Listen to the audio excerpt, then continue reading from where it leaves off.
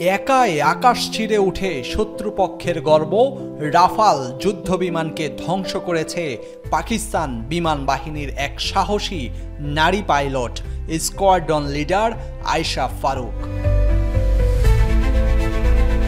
$288 million Rafale ভূপাতিত করে তিনি শুধু ভারত নয়, তাক লাগিয়ে দিয়েছেন গোটা বিশ্বকে। রাফালকে আধুনিক যুদ্ধবিমানের প্রতীক ধরা হলেও এক মুসলিম নারী পাইলটের হাতে এর পতন বিশ্বব্যাপী আলোচনার ঝড় তোলে। পাকিস্তান এয়ারফোর্সের ইতিহাসে যুদ্ধের জন্য প্রস্তুত প্রথম নারী ফাইটার পাইলট হিসাবে আত্মপ্রকাশ করেন আয়েশা। সীমান্তে যখন যুদ্ধাবস্থা, আকাশ জুড়ে যখন তর্জন গর্জন, তখন একা উঠে এসে যে সাহসিকতা তিনি দেখিয়েছেন তা ইতিহাসের স্বর্ণাক্ষরে লেখা থাকবে। শুধু একটি যুদ্ধবিমান নয়, এই আক্রমণ ভেঙে দিয়েছে রাফাল নির্মাতা ফ্রান্সের অহংকারও। আয়েশার জন্ম পাঞ্জাবের বাহওয়ালপুরে।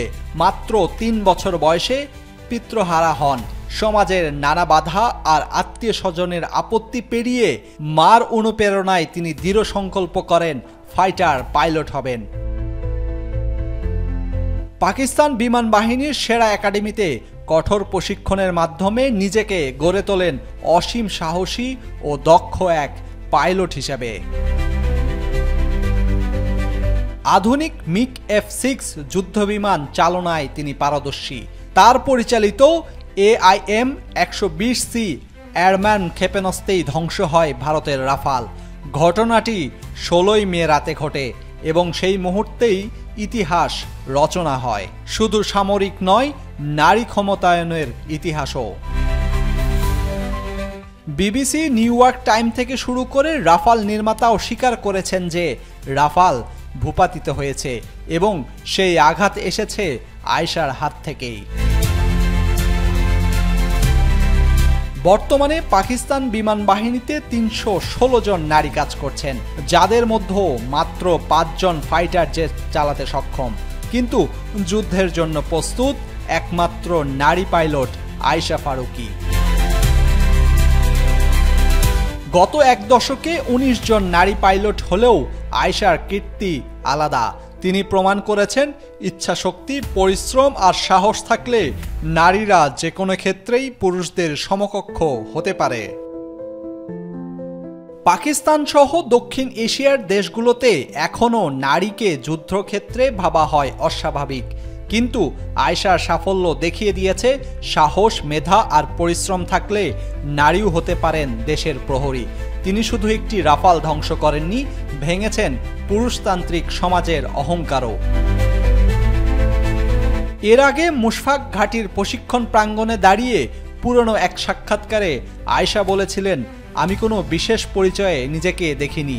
আমার কাঁধে একই ভর, পায়ের নিচে একই মাটি। যুদ্ধ আর উত্তেজনায় ভরা এই অঞ্চলে সদা প্রস্তুত থাকতে হয়, এটাই আমাদের নিয়ম। আয়েশার কথা স্পষ্ট, এই যুদ্ধের আকাশে তিনি এসেছেন সৌন্দর্যের মোহ নয়, তাকে টেনেছে দায়িত্বের ডাক। তাই যুদ্ধবিমান নয়, যেন এক জীবন্ত অঙ্গীকারে পরিণত হয়েছেন তিনি দেশ রক্ষার পাহারায়।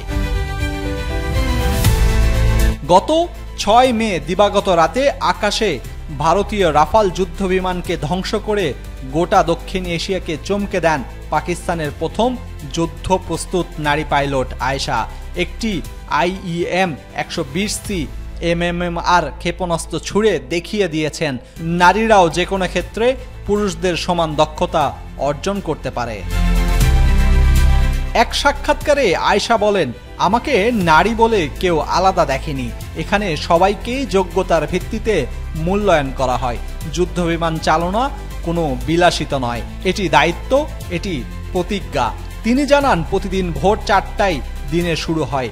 ফ্লাইট, ব্রিফিং, প্রশিক্ষণ এবং বিশ্লেষণ মিলিয়ে প্রায় রাত 12টা পর্যন্ত চলে তার কাজ।